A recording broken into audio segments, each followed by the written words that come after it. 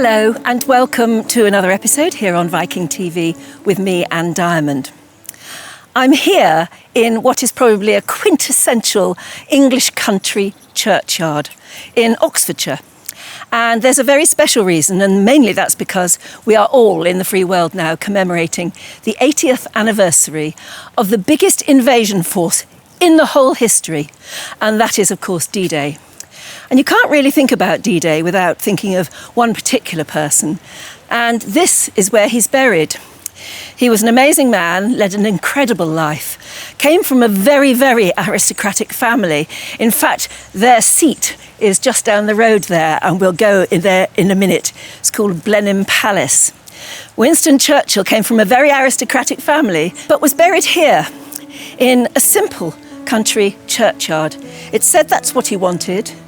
This is where his family were, and just down the road in the amazing Blenheim Palace is where he was born. But throughout his life, he saw D-Day, or at least a battle for freedom, as how he would leave his legacy to the world. And incredibly, that's what happened.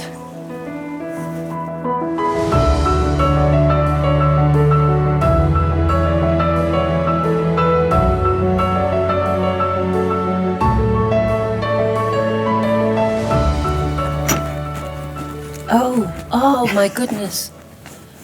This is the Great Hall, is it? It is the Great Hall, oh, wow. indeed. Look at it. And look at the ceiling. And look at that lock. It's amazing, isn't it? Would you like to see how it works? Yes. I've seen anything like it, except in Harry Potter movies. So the doors are original. They're oak from the estate. So they've been here 300 years. The lock is probably it's kind of mid-19th century. Oh, really? And we're doing a little bit of investigation into it because some new information's cropped up about it. But this is the key. Look at the size of it. It's and you have to wear wonderful, gloves isn't it? to even be able to hold it, do you? And this is a coronet to signify that the Duke lives here. Is it heavy? It is. Let me get you. Oh yes, that's heavy. It's quite heavy. That's heavy. Look at it. I mean, everything about it is beautifully designed. Yeah. Okay, so what do you do with it? Okay, well, you tell me. Where do you think it goes? Well, I see no keyhole, so it must be behind the little door. Yeah. Oh, isn't that cute? Essentially, what happens, you turn it. You have to turn this at the same time. You have to lift the eagle's head. Oh, my goodness. But does that happen every day? Yeah. Really? Absolutely. That's astonishing. It's beautiful. I mean, it's completely over the top, but it's absolutely beautiful, isn't it?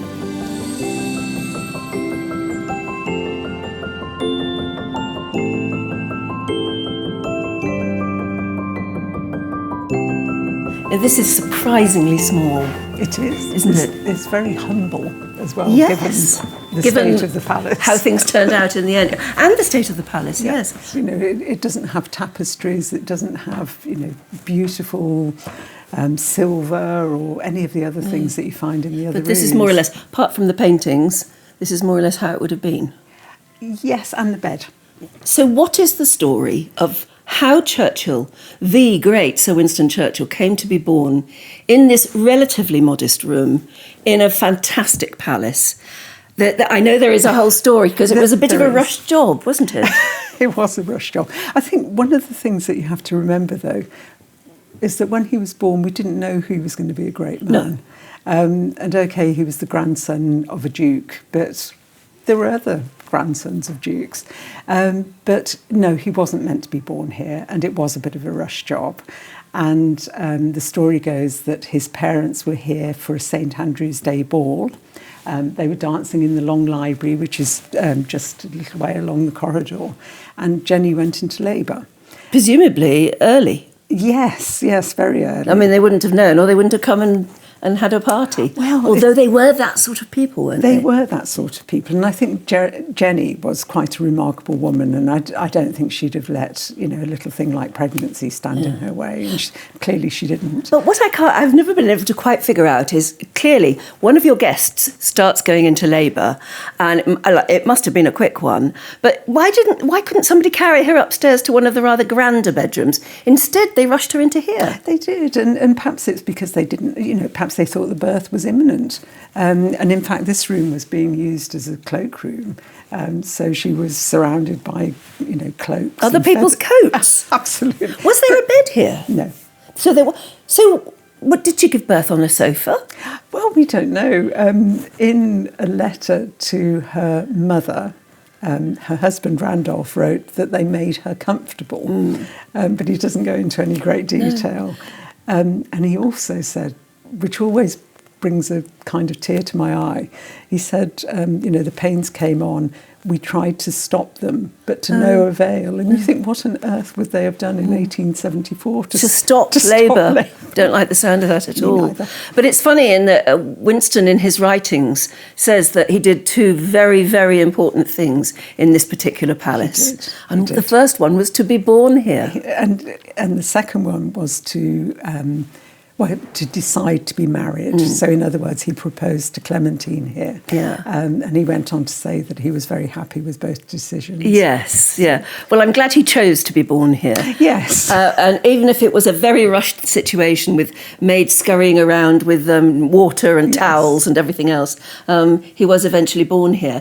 And so the bed wasn't here. No. But it sort of shows us that this is where it all happened. Yes. And of course the paintings, most of which in the room now, are his own paintings. They are, yeah. Because he was a prolific painter, wasn't he? He was. And they tell, to a certain extent, they tell the story of his life. Yes. And what he loved to do. Yes, and the places he loved. Yeah, he loved to travel. Yeah. But he took his artwork, his easel and all his art stuff with him, didn't he? And there's a wonderful passage in a book by Consuelo Vanderbilt, and she describes him going to her home in France to paint. And, all the palaver, he would choose his best brushes and the colours he wanted and pack his easels. And the whole household was in disarray while he was doing this. And then he'd go off with a cheery wave and everyone else was kind of thinking, oh, yes, thank goodness he's gone. Well, I'm told that when he fought in World War I in the trenches, he took a bathtub with him. That's what I've read. But nothing would surprise me. He was a generous man and he took it with him to great palaver. Yeah. But he let everybody else use it too. I can imagine, after he'd used it. Well, yeah, same water. Don't like to think about it. He was a generous man and he would order all sorts of hampers of quite exotic food, really, to be sent out to the front. Astonishing, isn't it? Absolutely. It is another world and the worlds sort of collide here. Yeah. So tell me a bit more about his father and mother. Okay. His mother was a well-known socialite, wasn't she? Yes, so she was an American socialite. Her name was Jenny Jerome. And Randolph, Winston's father, first set eyes on her in Cowes Week in 1873. Yeah. And by the second time he'd met her, he knew that this was the woman he was going to ask to marry him. Yeah. So he wrote to his parents to say that he wanted to marry this woman. They weren't terribly impressed. Oh. And I think the Duchess, who was a very severe Victorian matron, said that there was no honour in an American connection. But she changed her tune somewhat by the end of the century when she instructed her grandson, the 9th Duke, to marry for money. Yes, because that was a well-known thing as well. Absolutely. You married a sort of American heiress. Yes. And that helped pay the bills. It did. And, we have a lot to be grateful for. Was she... I know he absolutely adored her, didn't he? Because he wrote her beautiful letters. But was she a good mother? Do we know? Jenny? It's very difficult to judge by today's standards. And I think by today's standards, we might say that she didn't spend as much time with her son as she might have done. But then you're talking about an aristocratic family. Yes. Who had nannies, and it wasn't unusual, and the children were sent away to school, and that wasn't unusual. And they were sent away very young, weren't they? Yeah, they were. Yeah, and we know again from his letters how much he missed her and idolised her and wanted to be with her. Yeah. But again, he was born here in Blenheim Palace. Was he ever an heir to the dukedom? Very briefly. So his cousin was the 9th Duke of Marlborough, so the present Duke's great-grandfather. And until the 9th Duke had his first child in 1897, Winston was the heir for a short period. So for a short period, he could have actually become the Duke of Marlborough. Was. And his grandmother, again, the 7th Duchess, said, the first time she met Consuelo, the 9th Duke's wife, she said, "Are you with child? We don't want that upstart Winston to inherit." Oh, gosh. And she was fond of him. Well, and actually, she was probably right, because history might have been very different had he inherited the dukedom. But nevertheless, when he was a little boy, right through to all of his great writings, he absolutely idolised the first Duke of Marlborough. He did. The man for whom this palace was built. Yes, and he not only idolised him, he felt that he had also inherited his leadership qualities. Yeah, because that first Duke of Marlborough saved England. He did. I mean, he was as important in our history as Winston Churchill was. And that's why Winston always regarded being born here, having very close ties to here, because he spent holidays here and everything. I mean, he was part of the family. Yeah. He always saw something in his future, a bit like the first Duke. He always recognised and felt that one day he might live up to the name and do something great. He did. I think the quote is something like, he felt he was walking with destiny. And even during the Second World War, he employed some of the first Duke's tactics. And one of the things the first Duke did was to ride miles to visit his troops, to raise morale.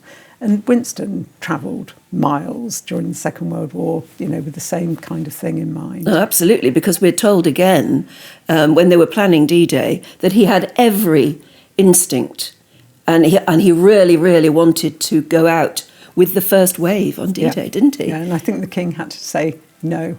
And he wrote back and said, I really want to. You really want to, but no, it might have been disastrous. It wasn't worded quite like that. But it is fascinating to think that as a little boy, playing with his toy soldiers here in Blenheim Palace, that instinct was beginning to go in his mind. But if you look at the palace, so much of it is a tribute and a monument to the first Duke. We have a triumphal arch in the Great Hall. There are carved suits of armour and cannonballs everywhere. How can you not be impressed by that as a small child? As a little boy, inspired. Absolutely. And, he had the run of the palace, and we have these marvellous tapestries depicting all the first Duke's victories. So you'd want to be, as a little boy, you'd want to be as big as and as important as that. And the fascinating thing is, it happened. It did. And it started here. Not in this bed. Not in this bed, but in this room. In this room. Yeah. So, will you come and show me the Churchill exhibition? Because there's a lot more to see than just the room in which he was born, but it is fantastic. As a boy, I had always loved playing with my collection of toy soldiers, of which I had well over 1,000. But one particular day stands out. I must have been about 13 years of age when my younger brother Jack and I were in the library at Blenheim. A family friend and experienced army officer, Sir John Willoughby, had shown me how to form up my soldiers properly. I took to it with relish, carefully planning my battle strategy against the mighty forces commanded by my little brother Jack. Even my father, who could rarely find a kind word to say about me, was impressed by the scene and apparently convinced himself that although I was not clever enough to be a lawyer, I might make a go of soldiering. Moreover, I liked to think that the first Duke himself, whose exploits on the battlefield I had so often studied in the grand tapestries at Blenheim, would have approved. It did not, however, prove easy to get into the army. I had not applied myself well to schoolwork, and it took me 3 attempts to pass the exams for the Officer Training Academy at Sandhurst. There, finally, I excelled, graduating in 20th place out of 130 men. Being an outstanding horse rider, I chose the cavalry, and I was soon being sent on active service all over the empire, including to India, In the Sudan in Eastern Africa, I took part in the last true cavalry charge made by the British Army. I was fearless, perhaps reckless, seeking adventure and danger. Later, after I had resigned from my government post controlling the Navy during the First World War, I immediately left my desk to command a battalion on the front line in France, for I never worry about action, but only inaction. Even as Prime Minister during the Second World War, my advisers, including the King himself, constantly had to restrain me from visiting the deadliest of battlefields. Had I known as a boy playing soldiers at Blenheim that one day, as my hero the First Duke had done, I too would defend my country and command great armies across Europe, I would have rejoiced, and perhaps not been all that surprised.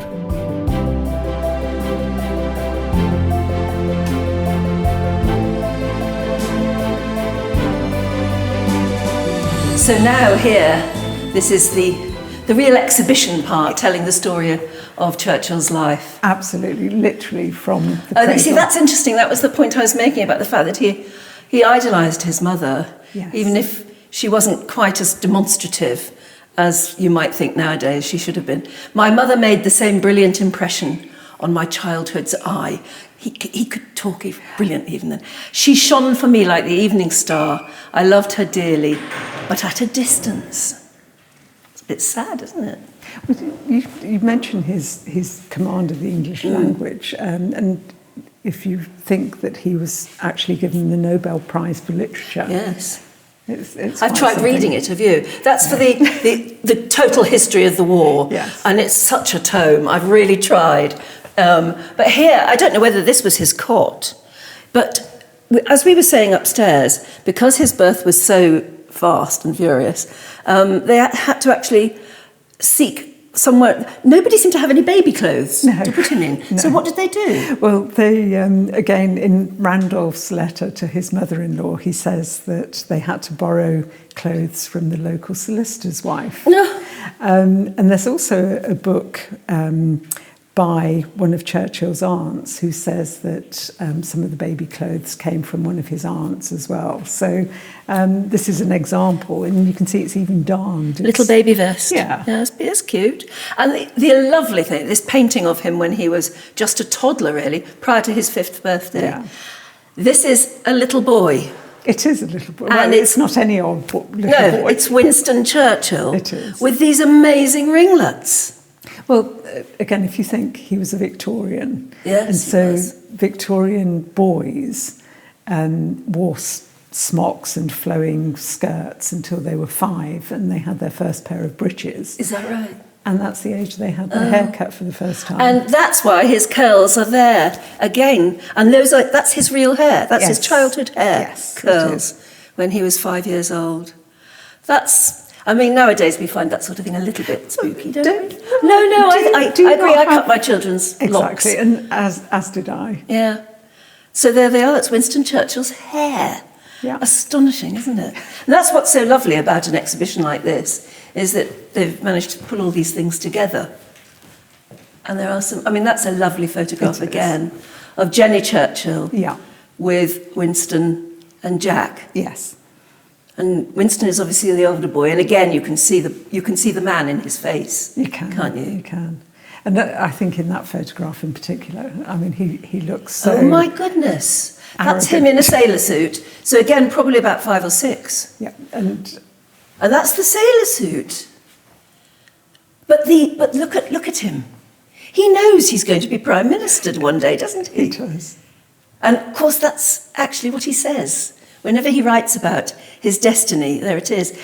He knows he's going to be important one day, and he's determined to be. Absolutely. It's an amazing life, isn't it?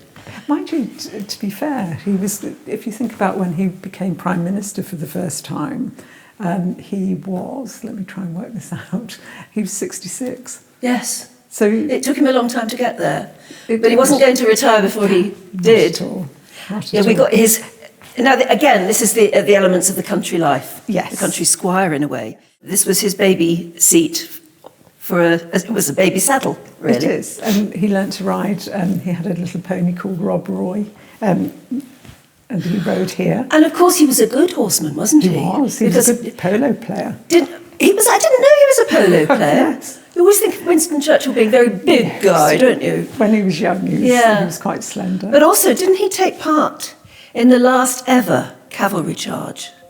I don't know. I think that's true. I think I'll double check, but I have a funny feeling that he took part in the last ever cavalry charge. From a young age, I loved riding.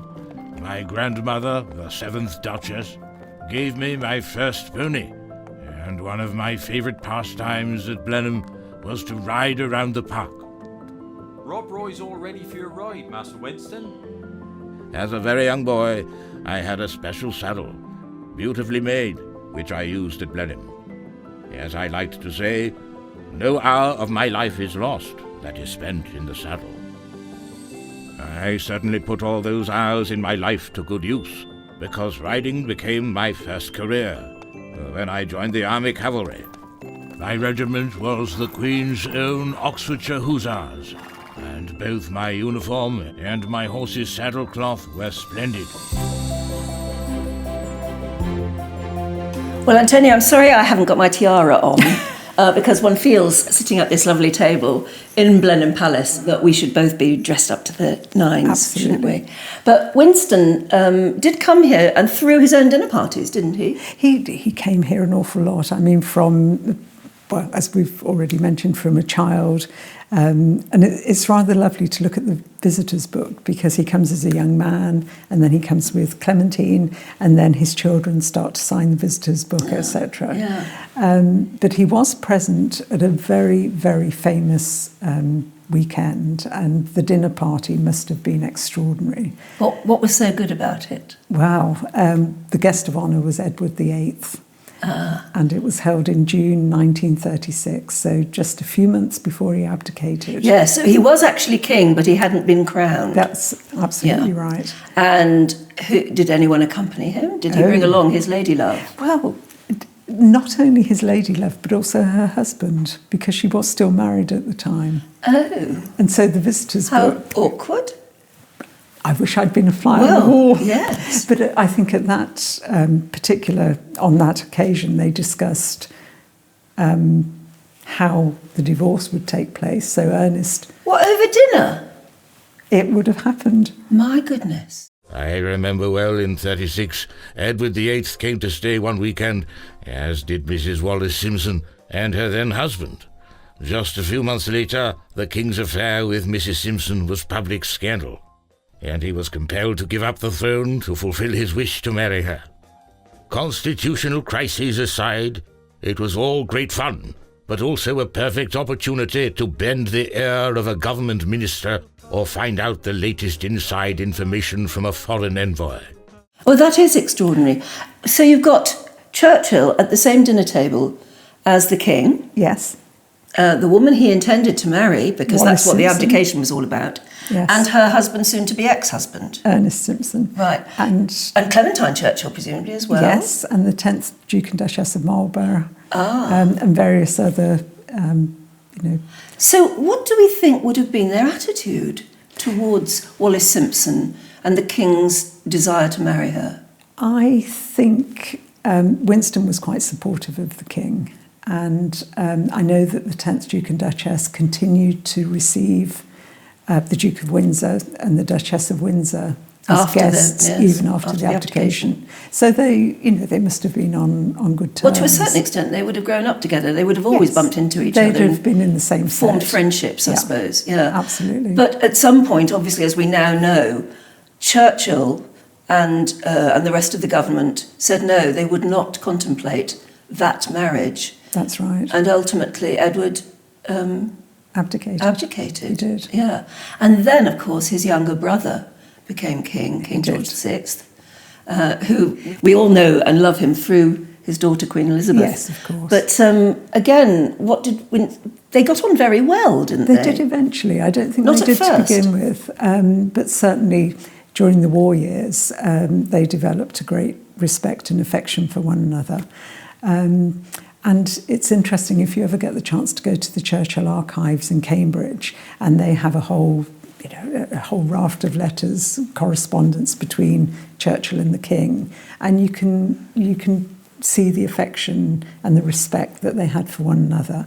But what does change is the relationship, I think, between Churchill and the Duke of Windsor, as he then became. In what way does it change? Because, as you say, at the beginning he was supportive. Very much so. So the Duke wants a job, and he writes to Churchill, and he's almost petulant and peevish in his... Making certain demands. Yes, exactly. Yeah, well, he had been a king and still felt like one, I guess. Yeah. And also he makes certain requests for his wife, and Churchill's piggy in the middle. Well, he is, between the present royal family, that's George VI and Queen Elizabeth, what we now know as the Queen Mother, and, yes, the ex-king, who was making demands that presumably made it awkward for everybody. Absolutely. Yeah. And it was a real problem. It's fascinating to think that it might have, though, been discussed over dinner. I'm sure some of it was discussed over dinner. And then there would have been private meetings afterwards over the port, maybe, or maybe the next morning's shooting or something like that. There would have been lots and lots of discussions that ultimately came to the abdication and changed the course of history. Yes. As we were saying earlier, Churchill, when he was planning D-Day with the Allies, wanted to be in on the first wave. And it's thought that somebody went to the King, George VI, and said, "You've got to stop him." Yes. And the King also wanted to be there. The King wanted to be there as well. Yes, and they eventually came to came to their senses and realised you couldn't have, the two leaders of the country exposed to such danger. And yet, as we've also learned, he said one of his proudest achievements was to propose to Clemmy here, and it was a love match indeed. Yes. So, but she found him quite difficult to get on with. I mean, he must have been very difficult to be married to, and yet that marriage was incredibly successful. It was successful, and I think, again, it's interesting to note the number of times that Churchill was here for Christmas, but Clementine wasn't. And I think sometimes she perhaps needed to have a little bit of space. Yeah, she went off on travels, didn't she? Yes, she did. Yeah. She did. But yes, it was an incredibly strong marriage, and she was someone that could say to him, "Go carefully. People don't like you when you speak to them like that." And again, there is a letter where she couches this in very gentle terms, but very firm. The letters are fascinating, aren't they? They are. They give you an insight into what they really felt, Yeah. because that's what people wrote then.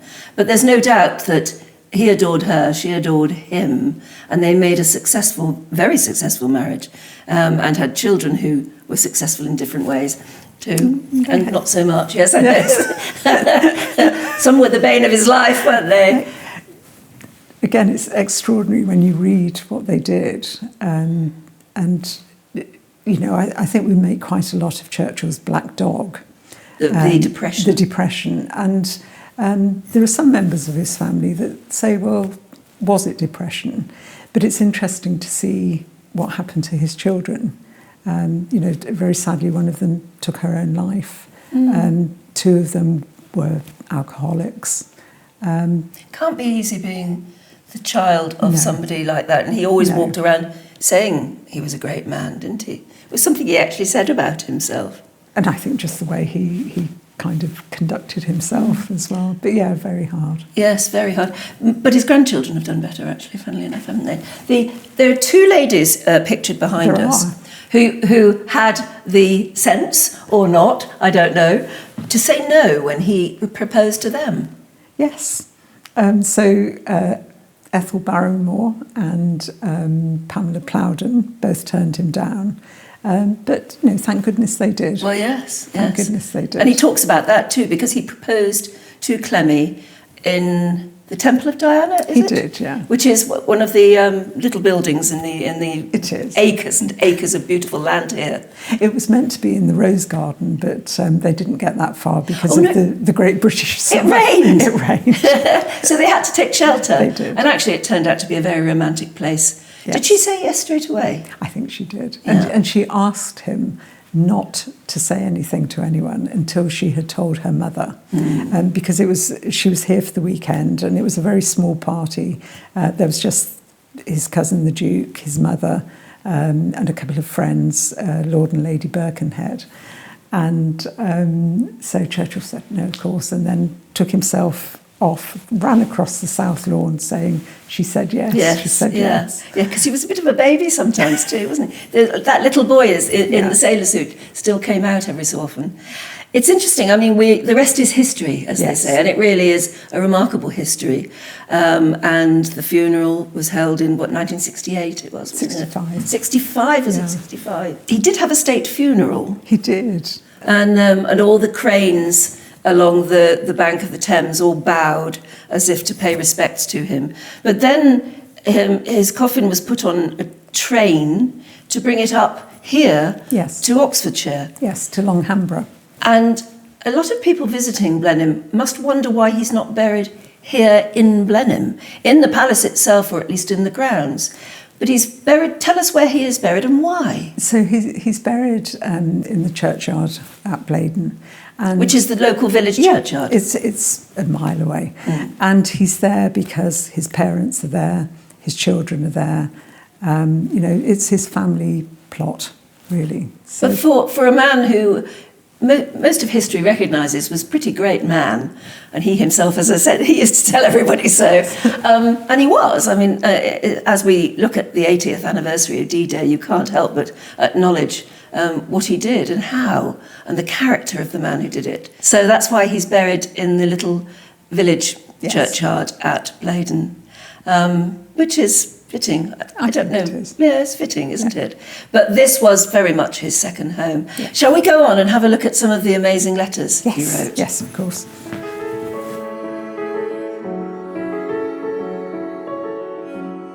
Okay, Antonia, he was a prolific writer, wasn't he? He was. But not just of books, of letters. Yes. I suppose people did in those days. They didn't just send a text.